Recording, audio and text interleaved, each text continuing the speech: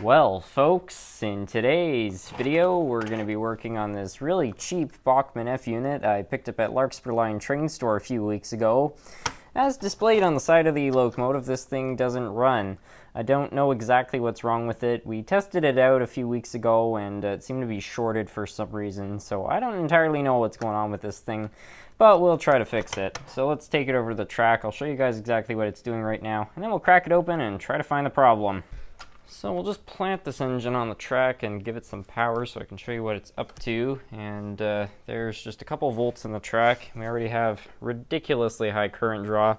So something inside this thing is shorted. Maybe somebody miswired it. Maybe something went awry with the contacts on the motor. Who knows? But let's have a look. Alright, let's crack this thing open. See if we can figure out what has gone wrong. So right off the bat, nothing looks too off, although I'm a little bit suspicious because you can see these wires coming from the front trucks and these ones from the back trucks are color coordinated and it kind of looks like they're mixed up. So could that be our problem? There's an easy way to find out. You just simply snip the wires and then we take it back over to the track and try to test it out again. I'd be curious to see if this is going to do anything different now. That'd be kind of surprising if that was seriously the only thing preventing this thing from running. Let's give it some power. Well, lo and behold. That's running. Doesn't seem too bad. It's got a working headlight, which is more than I can say for the other CN engines I picked up in that lot. We may as well service the motor while we're in here too, though. So to do that, we just unscrew this wee screw right here, which holds the motor in place, and then just pull the whole unit right out. Remove this. Take out the wheels. Take out the gears. And then there are 4 screws. You can remove these bottom ones first. You could optionally remove the wires, but I think I'm just going to leave them intact. And then these are spring-loaded, so you want to be careful getting back here. You can tell somebody's been in this engine before too, by the way, and the reason I say that is because there should be red resin over all these screws, and there isn't, so someone's been in here before. So presumably this thing had issues, although whoever serviced it must have found a broken wire, or 2 broken wires. I don't know how they actually soldered that on there like that, like why they would do that. Maybe they thought it wouldn't matter, I don't know. You know what they've done? They've soldered right to the screw, so now that can't turn without turning this part. Well, I managed to get both those off with a little bit of effort. This one that was soldered to, I just applied a fair bit of force to, and it broke the solder off. The other one I just applied a bit of fire to, and it burned off the stuff which was preventing me from putting the screwdriver in it. So yeah, we got those off. Now we can open it up and see what things are looking like. Okay, so that spring is good.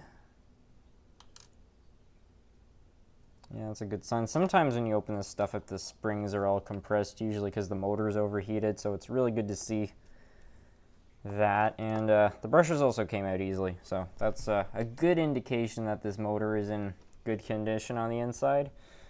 Let's have a look actually at it now. We'll remove this. Yeah, this all seems pretty good. We'll take out the armature. That's not bad. And I don't see, you can see there's all this, I believe that they put this yellow stuff, it's some sort of wax, and I think if one of these coils overheats, it burns that off, and it was to let people at the repair center know that one of the coils was bad, but it all seems to be intact, so that's a good indication that this armature is good. So we'll just clean it up a bit and then put it back together.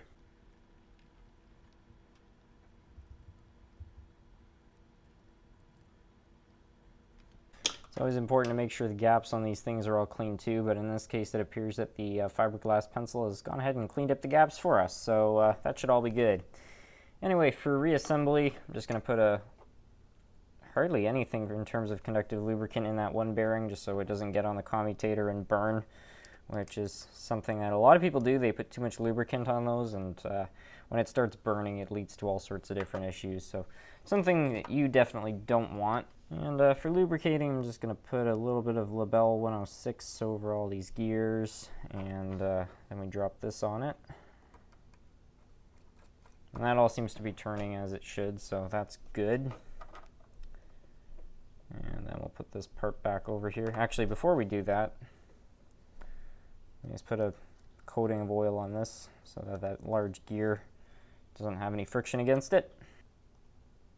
And you can put more oil on the other side because there's no commutator to get anything on, so yeah, that's all turning quite nicely. That's good to see. Here are these gears right here. The good thing is, in this case, these are not cracked, but you have to be very careful to look out for hairline cracks, because that's what actually creates that clicking noise in a lot of these older Bachmann engines.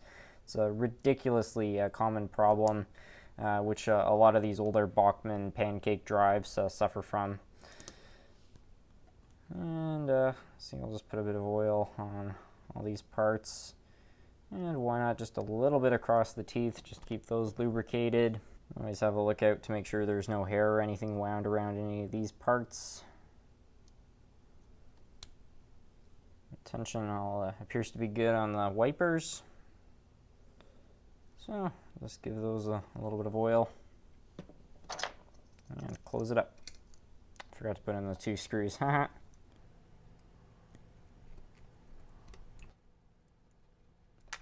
Well, now that we've got this all back together, we can reinstall the brushes and add everything else back in, so let's do that.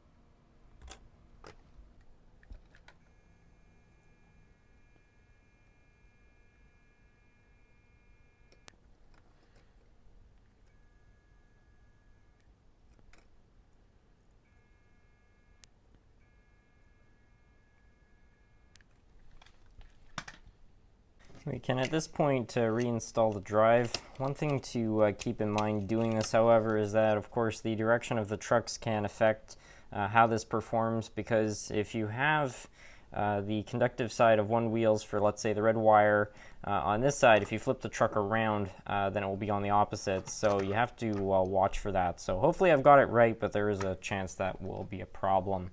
It's just something to note when working on these Bachmanns. Anyway, we can now put this part back in.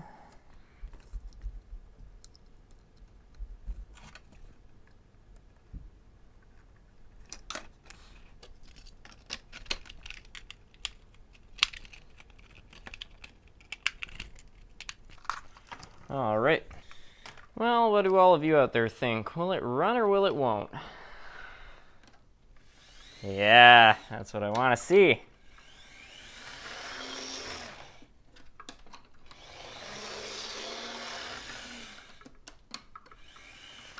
Not too shabby. I believe this right here is now irrelevant. Now, I mentioned in the video where well, the haul for this thing basically, I mentioned that I didn't want to keep it, and that's still my intention. So if one of you out there wants this engine, you can have it. Just put a comment on this video, just as long as it's a genuine, clean comment and everything. I'll enter you in a little contest, and yeah, somebody will get to win this locomotive. So yeah, it's not a particularly fantastic engine, but it's been serviced. It's got a working light. I mean, it works and everything. So if you want it, you might have a chance at getting it, and then in some future video I'll announce whoever won it. So until then, I'd like to thank you all so much for watching.